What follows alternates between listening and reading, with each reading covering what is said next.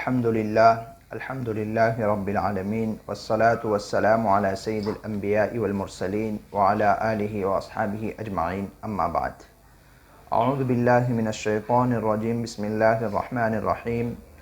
لم يكن الذين كفروا من أهل الكتاب والمشركين منفكين حتى تأتيهم البينة رسول من الله يتلو صحفا مطهرة فيها كتب قيمة وما تفرق الذين أوتوا الكتاب إلا من بعد ما جاءتهم البينة وما أمروا إلا ليعبدوا الله مخلصين له الدين حنفاء ويقيموا الصلاة ويؤتوا الزكاة وذلك دين القيمة إن الذين كفروا من أهل الكتاب والمشركين في نار جهنم خالدين فيها أولئك هم شر البرية إن الذين آمنوا وعملوا الصالحات أولئك هم خير البرية جزاؤهم عند ربهم جنات عدن تجري من تحتها الأنهار خالدين فيها أبدا رضي الله عنهم ورضوا عنه ذلك لمن خشي ربه صدق اللہ العظیم۔ محترم ناظرین،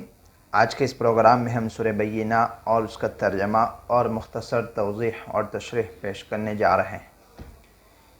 سورہ بینہ کی جو تلاوت کی میں نے، اس کا ترجمہ سن لیتے ہیں۔ شروع کرتا ہوں اللہ کے نام سے جو بڑا مہربان نہایت رحم والا ہے۔ جو لوگ اہل کتاب اور مشرکین میں سے کافر تھے وہ باز آنے والے نہ تھے۔ جو لوگ اہل کتاب اور مشرکین میں سے کافر تھے وہ باز آنے والے نہ تھے جب تک ان کے پاس واضح دلیل نہ آتی۔ رسول من اللہ یتلو صحفا مطہرہ، ایک اللہ کا رسول جو پاک صحیفے پڑھ کر سنا دیوے، ایک اللہ کا رسول جو پاک صحیفے پڑھ کر سناوے جن میں درست مضامین لکھے ہوں، فیہا کتب قیمہ، جن میں درست مضامین لکھے ہوں۔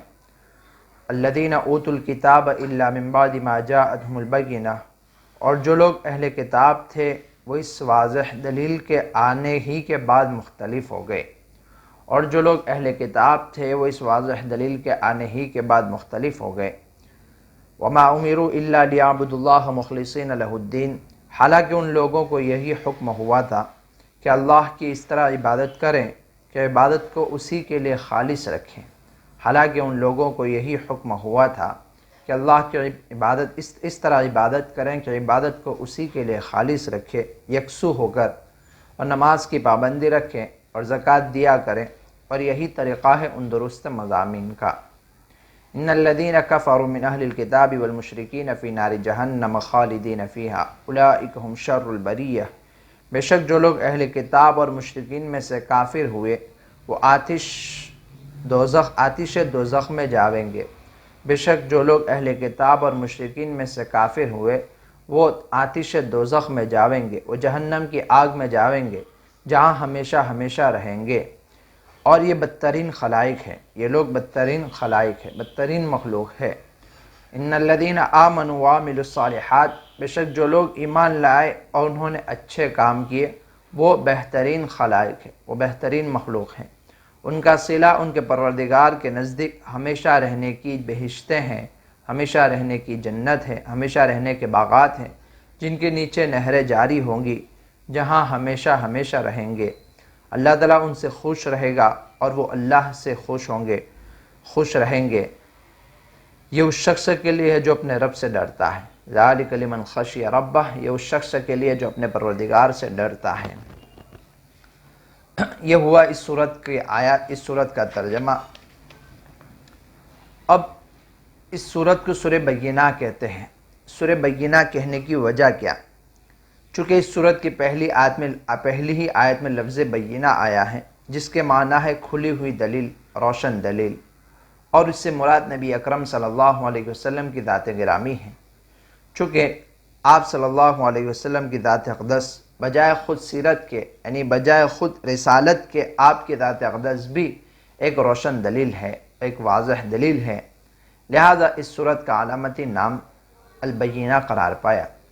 اس سورت کو سورہ لم یکن سے بھی یاد کیا جاتا ہے۔ یہ ہوا اس سورت کا البینہ نام رکھنا اور اس کی وجہ۔ اب آگے چلتے ہیں، سورت مکی ہے یا مدنی؟ اس سورت کے مکی اور مدنی ہونے میں اختلاف ہے۔ کچھ لوگوں نے اسے مکی قرار دیا ہے، کچھ لوگوں نے مدنی قرار دیا ہے۔ اختلاف کی وجہ یہی کہ اس صورت کے کچھ آیات چونکہ مکہ مکرمہ میں نازل ہوئی ہجرت سے پہلے، اور کچھ آیات ہجرت کے بعد مدینہ منورہ میں نازل ہوئی، لیکن جمہور مفسرین کا جو قول ہے اس صورت کے مکی اور مدنی ہونے میں وہ یہ کہ اس صورت مدنی ہے۔ اب چونکہ اس صورت کے مضمون کیا ہے، اس صورت کی پہلی آیت میں اللہ تبارک و تعالیٰ نے فرمایا کہ مشرکین اور اہل کتاب اور مشرکین میں سے کافر تھے جو وہ باز آنے والے نہ تھے یہاں تک کہ ان کے پاس کوئی واضح دلیل آ جائے۔ چونکہ اللہ تبارک و تعالیٰ نے نبی اکرم صلی اللہ علیہ وسلم کی بعثت سے پہلے جو دو گروہ تھے، مشرکین اور اہل کتاب، چونکہ آپ سے پہلے جو افراد تھے انہیں کو دو ہی گروہ میں تقسیم کیا جا سکتا ہے، ایک مشرکین اور اہل کتاب، تو یہ اس درجہ گمراہی میں مبتلا تھے۔ مشرکین تو چونکہ ان کی تو حالت ہی ایسی تھی، ان کے پاس نہ کتب سماویہ تھی اور نہ کوئی دین سماویہ ان کے پاس تھا سرے سے، لہٰذا وہ تو اللہ تبارک و تعالیٰ کے متعلق تو اس قدر غلط فہمیوں کے شکار تھے اور وہ اللہ تبارک و تعالیٰ کے ساتھ شرک میں مبتلا تھے۔ چنانچہ اس وقت بیت اللہ میں انہوں نے 360 بت بنا کر رکھے ہوئے تھے، تو مشرکین تو اس قدر گمراہی میں مبتلا تھے، اور اہل کتاب تو گرچہ وہ ایک درجہ اللہ تبارک و تعالیٰ کی توحید کے قائل تھے اور کتب سماویہ سے کچھ واقف تھے، لیکن اس بگڑے ماحول میں ایک مدت سے رہنے کی وجہ سے وہ بھی اس راہ راست سے دور جا چکے تھے، اور وہ اسلام کی صحیح اور صاف شفاف جو راہ تھی اور صاف شفاف تعلیمات تھی اس کو بالکل بھلا بیٹھے تھے۔ اللہ تعالیٰ پہلی آیت میں فرماتے کہ ان مشرکین اور اہل کتاب کا یہ حال تھا کہ وہ اپنی ان گمراہیوں سے اور اپنی ان ہٹ درمیوں سے باز آنے والے نہیں تھے یہاں تک کہ ایک اللہ کا رسول آ جاوے، ایک کوئی واضح دلیل ان کے پاس آ جاوے۔ چونکہ ان کا یہ حال تھا تو اللہ تبارک و تعالیٰ نے اپنی حجت کو تمام کرنے کے لیے نبی اکرم صلی اللہ علیہ وسلم کو مبعوث فرمایا اور آپ کو قرآن کریم لے کر بھیجا۔ اسی کو تذکرہ کیا دوسری آیت میں کہ فیہا کتب،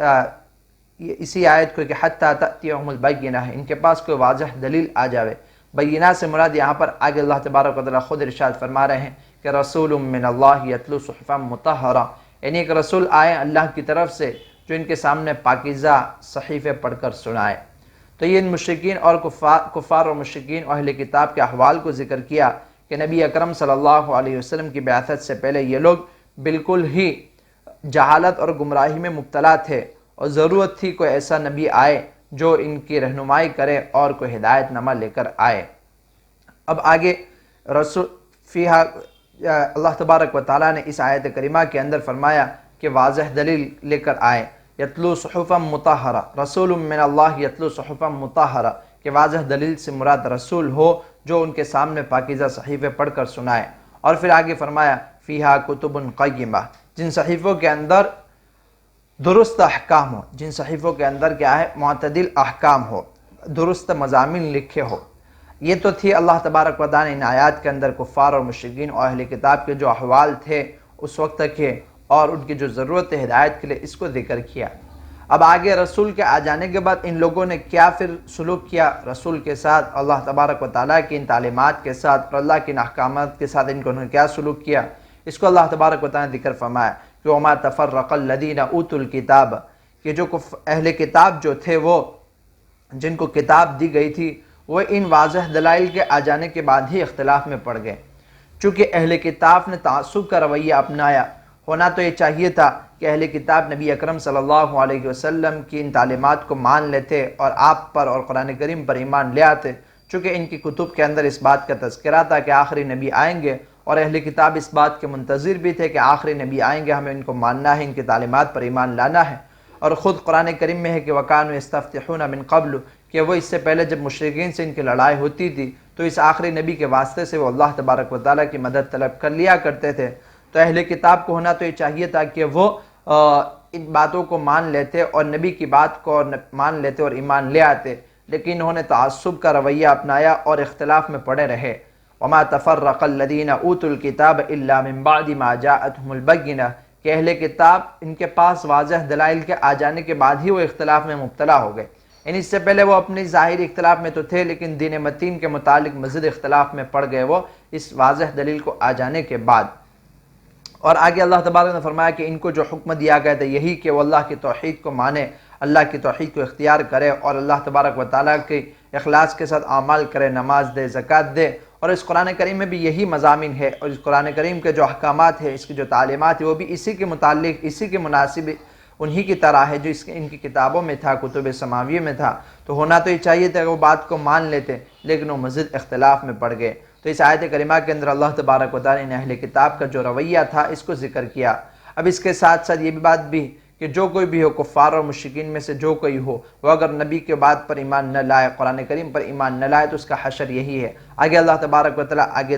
دونوں گروہ کا تذکرہ کرتے ہیں کہ جو مشرکین ہو، چاہے وہ اہل کتاب میں سے ہو، یعنی انکار کرنے والے چاہے اہل کتاب میں سے ہو، منافق ہو یا خود مشرکین ہو، کوئی بھی ہو، اگر انہوں نے بات نہیں مانی، ایمان نہیں لائے، تو ان کا یہ حشر ہوگا کہ ان الذین کفروا من اہل الکتاب والمشرکین فی نار جہنم خالدین فیہا۔ اللہ تبارک و تعالیٰ نے ان کے ساتھ ان کو یہ وعید سنائی کہ اہل کتاب اور مشرکین میں سے جو کافر تھے، جنہوں نے انکار کیا، وہ جہنم کی آگ میں رہیں گے ہمیشہ ہمیشہ کے لیے۔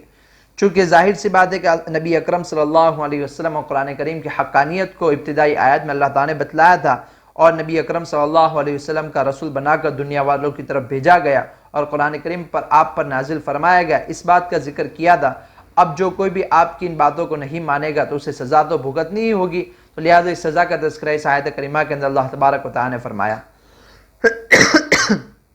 آگے اللہ تعالیٰ فرماتے ہیں کہ اولئک ھم شر البریہ، یہ لوگ بدترین مخلوق ہیں۔ بدترین مخلوق اس طور پر مخلوق ہونے کے اعتبار سے ویسے تو سب برابر ہیں کہ سب اللہ تعالیٰ کی مخلوق ہے، لیکن اس مخلوق میں بھی درجہ بندی ہے، کچھ اللہ تعالیٰ کی اچھی مخلوق ہے، کچھ بری مخلوق ہے، اس میں چونکہ درجہ بندی ہے۔ تو یہ لوگ چونکہ انسان کو اللہ تبارک و تعالیٰ نے عقل و فہم دی ہے، اور انسان کو اللہ تبارک و تعالیٰ نے صحیح اور غلط میں تمیز کرنے کی قوت اور صلاحیت دی ہے، اب اس صلاحیت اور عقل و فہم ہونے کے باوجود بھی وہ صحیح اور غلط کو نہ پہچان سکے، اور پھر وہ بدترین مخلوق ہی ہوں گے۔ چونکہ جو کیڑے مکوڑے سے بھی گئے گزرے ہوتے ہیں، عامتاً جو جانور ہوتے ہیں، کتے اور سور ہوتے ہیں، وہ اپنے آقا کی نمک حرامی نہیں کرتے اور اپنے آقا کی نافرمانی نہیں کرتے، وہ بھی اپنے آقا کی فرمانبرداری کرتے ہیں۔ تو یہ لوگ ہیں کہ اللہ تبارک و تعالیٰ نے ان کو عقل و فہم دیا، اور اللہ تعالیٰ نے ان کو طرح طرح کی نعمتیں دی، تو ان نعمتوں کو استعمال کرنے کے باوجود بھی، اللہ تبارک و تعالیٰ کا رزق کھانے کے باوجود بھی اللہ تبارک و تعالیٰ کے سامنے اکڑ دکھائے اور اللہ کی نافرمانی کرے، تو ان سے بدترین مخلوق کون ہوئی؟ لہٰذا اللہ تعالیٰ نے ان کے بارے میں فرمایا کہ اولئک ھم شر البریہ۔ آگے ایک اور گروہ کا تذکرہ ہے بہترین خلائق کا، کہ جن لوگوں نے ایمان لیا اور جنہوں نے نیک اعمال کیے، تو ان کو اللہ تبارک و تعالیٰ نے، اللہ تعالیٰ وہ بہترین مخلوق ہے، اللہ تعالیٰ کی وہ بہترین مخلوق ہے، کیونکہ انہوں نے اللہ تعالیٰ نے جو عقل و فہم دیا تھا اور جو صلاحیت دی تھی، ان صلاحیت کو کام میں لگایا، انہوں نے صحیح اور غلط کو پہچانا، اور جن چیزوں کا ان کو کرنے کا حکم دیا تھا ان کو کیا، اور جن چیزوں سے روکنے کا